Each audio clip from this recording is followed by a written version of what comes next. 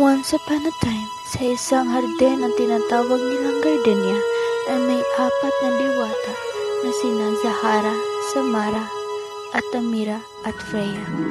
Si Freya ay isang napakatamad na diwata.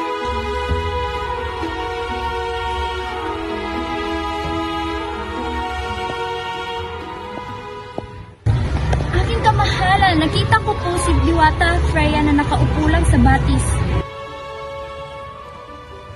Diwatang Freya, kayo po ay pinapupunta ng Reyna para sa mahalagang anunsyo.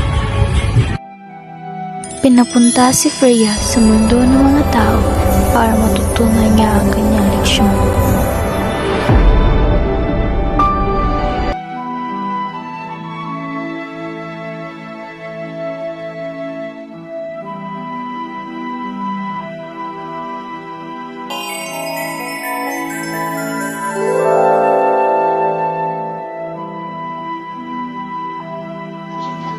Ito ba yung mundo ng mga tao? Ano naman itong mundo ng mga tao? Di na ba walang halaman at ang dumi? Napaupo si Freya dahil siya ay napagod.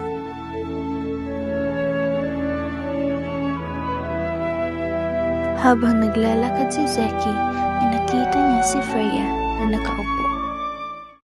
Hala, ano yun? Tuloy niya itong nilapitan at tinulungan.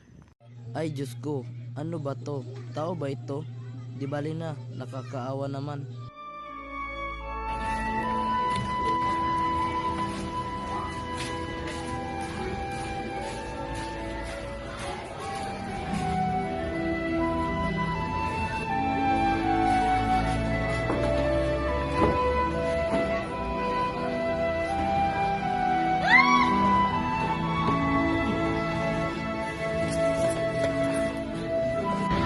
Sino ka at nasaan ako? Ikaw ay nasa aking bahay, huwag kang mag-alala, hindi ako masamang tao. Kailangan ko siya para makabalik na ako sa Gardenia. Tumalun dito sa iyong munting tahanan, aking Ginoo. At ikaw naman ang aking tutulungan sa aking gawain upang ikaw ay hindi mahihirapan. Ako nga pala si Dee. Di? Miss, anong ulit pangalan mo? Denya. Denya ang pangalan ko. Ah, Denya. Sige, dahil ikaw ay nakikita na dito sa aking bahay, pwede bang ikaw na lang maghugas ng mga pinggan pagkatapos mo kumain? May trabaho pa kasi ako. Bakit? Ano ang hugas? Ha? Pambihira, hindi mo alam kung anong hugas? Halika, tutulungan kita. Ganito, maghugas, Miss. Sige, ako na ang tapos dyan.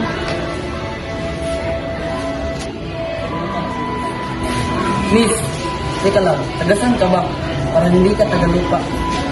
Galing ako sa... Sige na din niya, alis na ako, may trabaho pa kasi ako. Dapat pagbalik ko rito, malinis na yung bahay.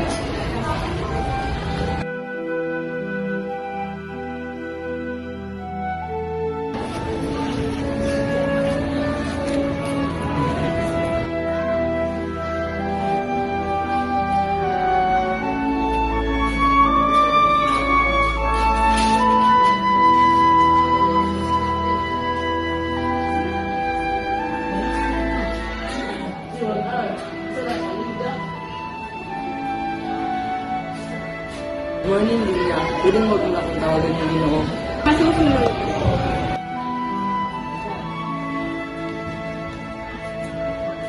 Umupo ka lang, Lilia. Sumunod lang sa ako.